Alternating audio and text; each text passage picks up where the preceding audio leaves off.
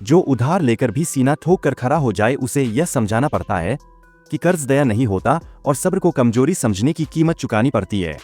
आज की बात कोई साधारण खबर नहीं है। आज की बात सीधी भारत की जेब, भारत के भरोसे और भारत के आत्मसम्मान से जुड़ी है। 14,717 करोड़, यही वो रकम है जिसे भारत ने बांग्लादेश से तुरंत लौटाने को कहा है। और इस बार बात सिर्फ याद दिलाने तक सीमित नहीं है, बल्कि साफ चेतावनी दी जा चुकी है। अगर पैसा नहीं लौटा तो लीगल एक्शन होगा और उसके बाद कूटनीतिक, आर्थिक और रणनीतिक कदम भी उठाए जाएंगे। अब कुछ लोग कह रहे हैं कि यह रिश्तों में करवाहट लाएगा, कुछ इसे राजनीति बता रहे हैं। लेकिन असली सवाल यह है कि क्या भारत का पैसा मजाक है? क्या दोस्ती के नाम पर अरबों रुपए डकार जाना सही है? और अगर आज भारत चुप रहा तो कल दुनिया भारत को किस नजर से देखेगी? इस पूरी कहानी की जड़ें जाती है साल 2015 में। उस वक्त बांग्लादेश की सत्ता में शेख हसीना थी और भारत में नरेंद्र मोदी प्रधानमंत्री थे। दोनों नेताओं के बीच तालमेल अच्छा था। भारत और बांग्लादेश के रिश्ते उस दौर में अपने सबसे बेहतर चरण में माने जाते थे। सीमा विवाद सुलझ रहे थे, अवैध घुसपैठ पर बातचीत हो रही थी, आतंकवाद के खिलाफ सहयोग बढ़ रहा था और व्यापारिक रिश्ते भी मजबूत हो रहे थे। इसी माहौल में बांग्लादेश ने भारत से आर्थिक मदद की गुहार लगाई। तर्क साफ था, देश का आंतरिक विकास करना है, रेलवे नेटवर्क मजबूत करना है, नई सड़कें बनानी है, पावर सेक्टर में निवेश चाहिए, ट्रांसपोर्ट सिस्टम को आधुनिक बनाना है और इसके लिए बड़े पैमाने पर फंडिंग की जरूरत थी। भारत ने इस मांग को सिर्फ एक आर्थिक प्रस्ताव नहीं बल्कि पड़ोसी और दोस्त की जरूरत समझा और यही से शुरू हुआ वह फैसला जिसे आज कई लोग भारत की सबसे बड़ी दरियादिली और कुछ लोग सबसे बड़ी रणनीतिक चूक मान रहे हैं। भारत सरकार ने बांग्लादेश को करीब $5 बिलियन का लोन मंजूर किया। अब ध्यान दीजिए, 5 बिलियन भारतीय रुपए में यह रकम करीब 18,000 करोड़ से ज्यादा बैठती है। और सबसे चौंकाने वाली बात यह कि यह लोन सिर्फ 1% सालाना ब्याज पर दिया गया, यानी नाम मात्र का ब्याज। आज के समय में जब वर्ल्ड बैंक और IMF भी इतनी नरमी नहीं दिखाते, तब भारत ने दिल खोलकर मदद की। शर्तें भी बेहद आसान थी, कोई जमीन गिरवी नहीं, कोई बंदरगाह की मांग नहीं, कोई सैन्य या रणनीतिक संपत्ति की शर्त नहीं। 20 साल में धीरे धीरे पैसा लौटाना था। भारत ने यह मानकर चल लिया कि भरोसे का रिश्ता है, भुगतान समय पर होगा। तय किया गया कि यह रकम किस्तों में दी जाएगी। पहली किस्त 2016 में जारी हुई $1 बिलियन, दूसरी किस्त 2019 में $500 मिलियन और तीसरी किस्त 2024 में $500 मिलियन।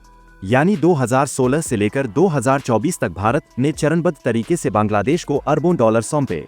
संगीत, अब यहाँ तक कहानी सुनकर लगेगा कि सब कुछ व्यवस्थित है, लेकिन असली मोड़ आता है इसके बाद। जब तक शेख हसीना सत्ता में रही तब तक भी बांग्लादेश ने लोन चुकाने में कोई खास दिलचस्पी नहीं दिखाई। पूरे कई सालों में जो रकम लौटाई गई वह सिर्फ 376 रुपए मिलियन थी, यानी करीब 348 रुपए करोड़। इतनी बड़ी रकम के सामने यह भुगतान लगभग नगण्य था।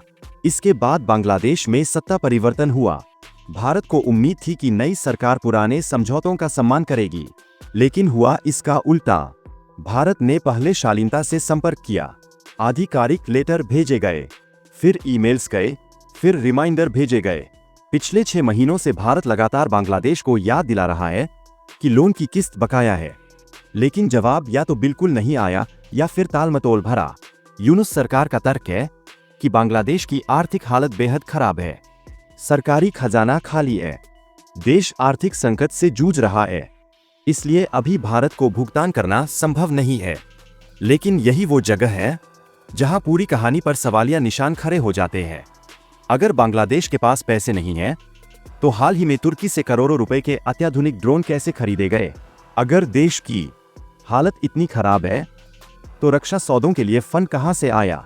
क्या भारत का कर्ज इतना गैर जरूरी है कि उसे सबसे आखिर में रखा जाए?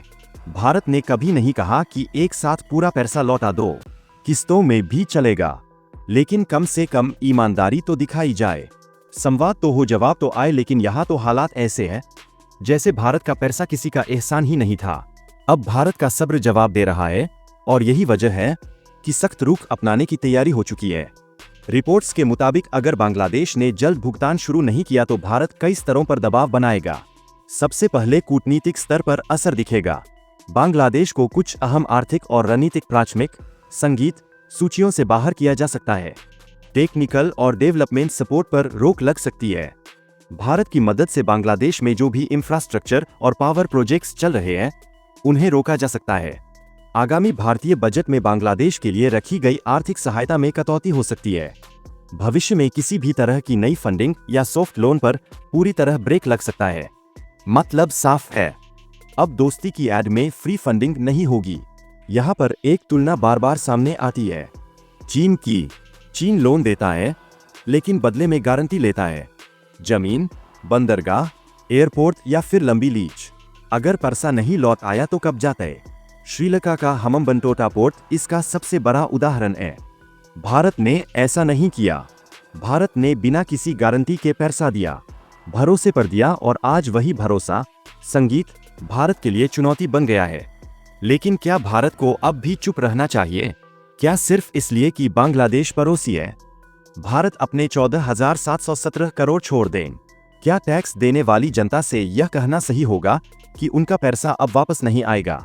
अगर एक आम आदमी बैंक का लोन नहीं चुकाता था तो बैंक क्या करता है? नोटिस भेजता है, फिर कोर्ट जाता है, फिर संपत्ति जब्त करता है। तो फिर देशों के मामले में अलग नियम क्यों? यह मामला सिर्फ पैसों का नहीं है, यह मामला अंतर्राष्ट्रीय मंच पर भारत की साख का है। अगर भारत आज सख्ती नहीं दिखाता तो कल कोई और देश भी यही करेगा, और फिर भारत सिर्फ देने वाला देश बनकर रह जाएगा जिससे कोई डरता नहीं, कोई सम्मान नहीं करता। बांग्लादेश को भी समझना होगा कि भारत कोई दुश्मन नहीं है। भारत वही देश है जिसने बिना शर्त मदद की, और उस मदद की कीमत सिर्फ जिम्मेदारी है। ना सूद की मांग, ना जुर्माने की धमकी, बस समय पर भुगतान। आज यह मुद्दा 14,717 करोड़ का है, लेकिन असल में यह भरोसे, कूटनीति और राष्ट्रीय सम्मान का सवाल है।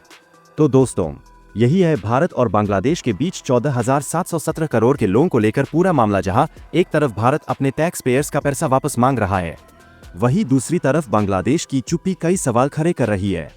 अब देखना यह है कि आने वाले दिनों में यह मुद्दा कूटनीतिक समझौते से सुलझेगा या लीगल एक्शन तक पहुंचेगा। आपकी राय इस पर बेहद जरूरी है। क्या भारत को सख्ती दिखानी चाहिए या कूटनीति से काम लेना चाहिए? नीचे कमेंट में अपनी सोच संगीत जरूर लिखिए। अगर आपको ऐसे ही करंट अफेयर्स, इंटरनेशनल पॉलिटिक्स, देश हित और एक्सक्लूसिव एनालिसिस वाली वीडियो पसंद है तो चैनल को सब्सक्राइब, वीडियो को लाइक और बेल आइकन को जरूर दबाएं ताकि कोई भी बड़ी खबर आपसे छूटे नहीं। इस वीडियो को ज्यादा से ज्यादा शेयर करें ताकि सच्चाई हर भारतीय तक पहुंचे। तो चलिए फिर मिलते हैं नेक्स्ट वीडियो में एक और सच्चाई वाली असली खबर के साथ।